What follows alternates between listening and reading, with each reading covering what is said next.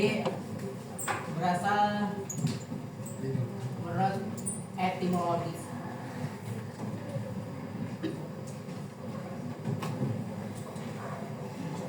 Istilah cabut etimologi itu apa? Saya tahu. Kalau kalian belajar tentang aturan hadis, misal hadis itu menurut bahasa, menurut etimologi. Nah, berarti etimologi itu secara penyampaian yang dirangkum menjadi sebuah bacaan yang jelas. Artinya etimologi itu bacaan. Sumbernya dari mana? Yang kita tahu bacaan itu hanya berupa teks. Artinya etimologi berdasar dari bisa dari Al-Quran, buku, bahkan majalah. Kemudian pengertian dari saum itu tersendiri artinya menahan. Ini menurut etimologi ya. Jadi saum itu apa? Menurut etimologi menahan.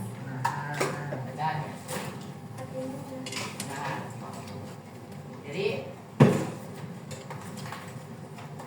arti menahan itu dalam topik kali ini kan kita belajar tentang Ramadan. Kita membahas tentang puasa. Sini poinnya. Menahan itu istilah apa? Apakah melindungi diri atau apa yang lain? Berlap. Apa? Nah, jadi menahan itu bukan sekedar berlindung, berarti apa lagi? Menahan nggak cuma definisi berlindung, bisa definisi tindakan mengampuni.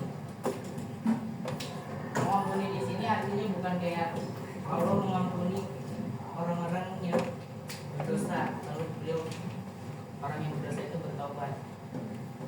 Menahan di sini berarti tidak mengampuni, bukan hanya itu saja ya. Namun jelasnya menahan tidak mengampuni bahwa diri kita tuh gimana caranya di saat puasa itu menahan lapar dan haus. Tapi nggak cuma itu, nanti penjabarannya ada saya sampaikan. Terus yang ketiga definisi menahan. Sis nggak ada tahu satu lagi. Apa dan menurut kalian? Menjauh. Jauh? Yang menjauhi.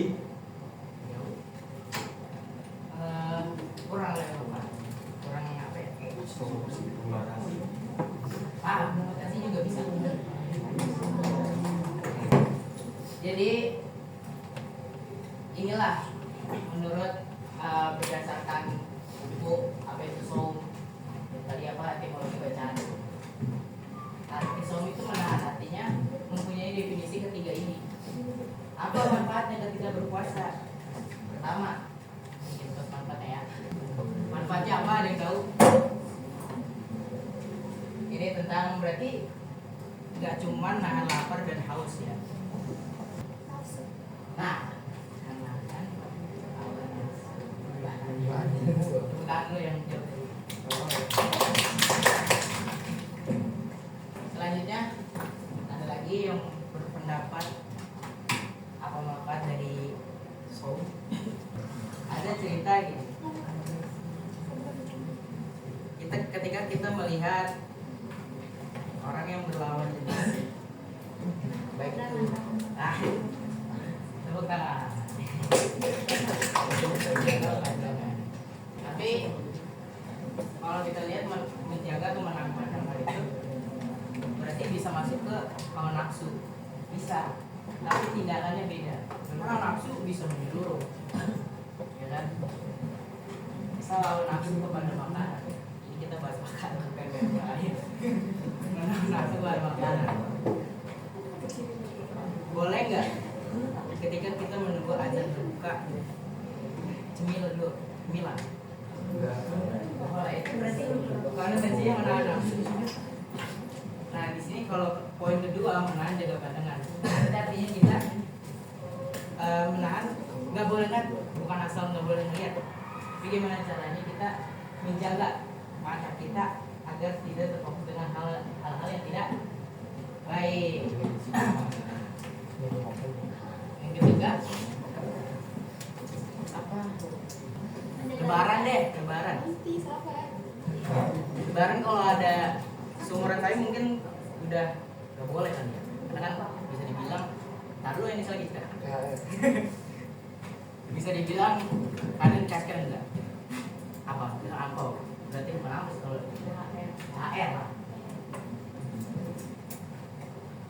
Ketika kita berdekatan atau saling-saliman pada orang yang lebih tua atau orang tua sendiri, itu menjalin apa? Nah, ada yang mau namain nggak? Sebenarnya ini hanya penjabaran hal-hal yang biasa kita lakukan baik di sekolah, di luar maupun di rumah. Kan di rumah juga manfaat dari menanam nafsu juga bisa. Salah satunya ketika seorang ibu masak makanan, kita nahan-nahan nih, buka, kita membuka dulu. Anak itu pun bisa timbul karena kita bisa menahan untuk tidak berbuka puasa kalau belum jamnya.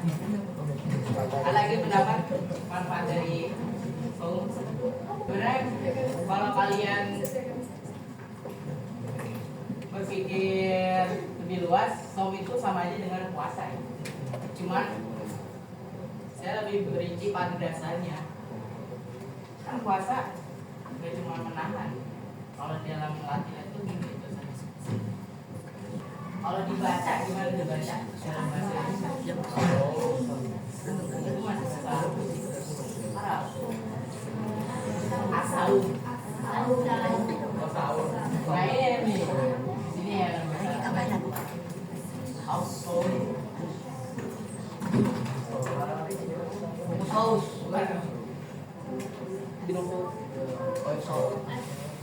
Ini sebelum saya lanjut ada yang mau lanjut. Mungkin ada minum. Pagi. Manfaat.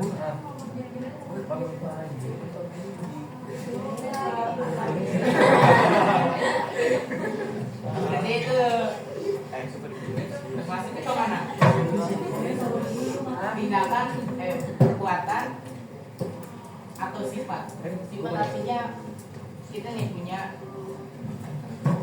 keinginan tapi belum diwujudin sama kita, belum kita jalanin.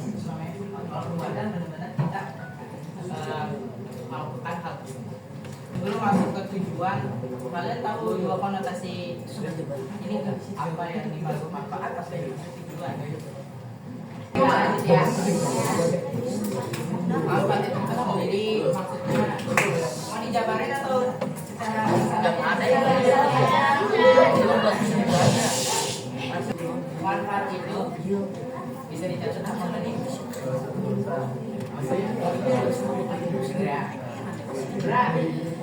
Hal simpel itu bisa kita ingat dengan cara meringkas teks. Tapi dua kata ini ada maksud. Yang pertama dulu manfaatnya. Jadi manfaat itu yang dimaksud adalah proses seseorang untuk mengambil nilai yang ada pada diri kita sendiri. Contohnya kita ingin membeli barang, tapi kan tahu dulu ya apa kegunaan, itu fungsi. Kalau manfaat, ketika kita sudah beli nih apa yang kita inginkan, nah itu barang, contohnya barang ya, digunakan untuk apa? Gitu. Dari manfaat itu akhirnya kita bisa menilai barang tersebut bermanfaat atau enggak. Ya, artinya nilai itu artinya suatu istimewaan. Kalau nilai di pelajaran angka ya, rated 1 sampai 100. Kalau nilai dalam hidup itu sebuah keharusan kehidupan kita yang harus kita jalani. Misal saya mau lulus di seleksi nasional tes. Ketika saya udah lulus, apa yang bisa saya ambil dari seleksi nasional itu? Pastinya saya mendapatkan fasilitas kuliah. Nah itu manfaat atau nilai itu sendiri itu dari diri kita sendiri. Makanya manfaat itu sebenarnya sama dengan fungsi, tapi sifatnya atau tindakannya itu berbeda. Terus tujuan ada yang berbeda nggak? Tujuan sama manfaat atau mungkin ada kesamaan di kata-katanya. Artinya kalau manfaat itu proses seseorang untuk mengambil nilai, berarti masih proses dong. Kalau tujuan kita udah harus tahu kita melakukan proses itu buat apa. Sebenarnya sama dengan fungsi. Jadi itu memang dibalik-balik ya. Dua ini tuh. Nah ini jadi tujuannya ini. Pertama melatih diri untuk menahan hawa nafsu. Ya konotasinya banyak ya. Bisa mungkin makanan, makan barang pun kita tahan untuk melakukan tidak. Yang kedua mengajarkan kita untuk berhati-hati dalam menjaga pandangan masuk ke lawan jenis. Yang ketiga mengajarkan kita untuk saling mengenal. Jadi topik kita di Asom ini artinya kesimpulannya bahwa berpuasa itu gak cuman menahan lapar dan haus, bisa kita menahan nafsu, menahan menjaga pandangan serta dapat perhatian. Artinya penjabaran atau pembahasan kali ini bisa kita terapkan sebagai bukti bahwa kita sebagai muslim harus mengamalkan hal-hal yang positif dan menjauhkan hal-hal yang negatif.